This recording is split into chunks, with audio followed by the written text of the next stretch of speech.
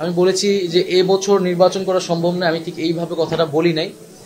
আমি বলেছিলাম যে এখন দেশের যে আইন শৃঙ্খলার পরিস্থিতি, সেই পরিস্থিতিটা পুলিশ যেরকম নাজুক অবস্থায় আছে, এইরকম নাজুক অবস্থায় নির্বাচন করাটা অনেক বেশি কঠিন হবে এবং এই পুলিশ প্রশাসনের কিন্তু একটা সুষ্ঠু নির্বাচন করার অভিজ্ঞতা দীর্ঘদিনের নেই, তাদের সক্ষমতা পরীক্ষা হয় না দীর্ঘদিন ধরে।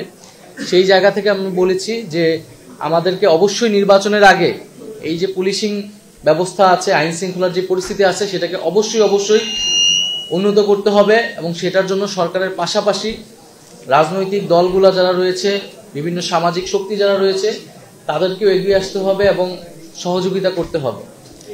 এবং নির্বাচন যে কোনো সময়ের জন্য, নির্বাচনের জন্য নাগরিক পার্টি তার মানসিকতা এবং প্রস্তুতি রয়েছে এবং আমরা নির্বাচন সামনে বলেছি যে আমরা আমাদের জায়গা থেকে গণপরিষদ নির্বাচন দেখতে চাই জাতীয় সংসদের পাশাপাশি।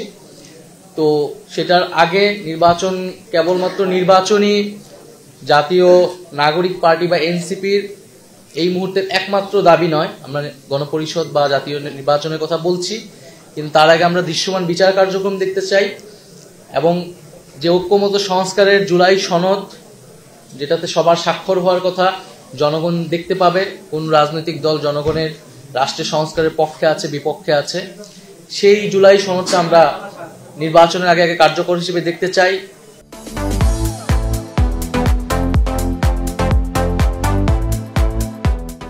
যে জুলাই ঘোষণাপত্রর কথা উঠেছিল ছাত্রদের পক্ষ থেকে, সেটি আমরা বাস্তবায়ন দেখতে চাই দ্রুত সময়ের মধ্যে।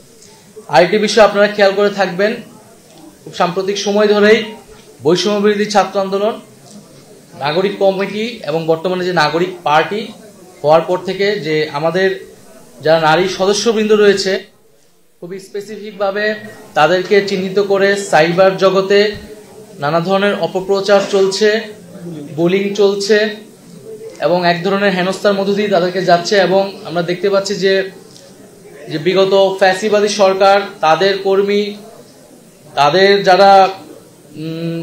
তাদের সাথে যারা যুক্ত রয়েছে নানাভাবে, সেই সকল মানুষরাই এই কার্যক্রমে অনেক বেশি যুক্ত হচ্ছেন।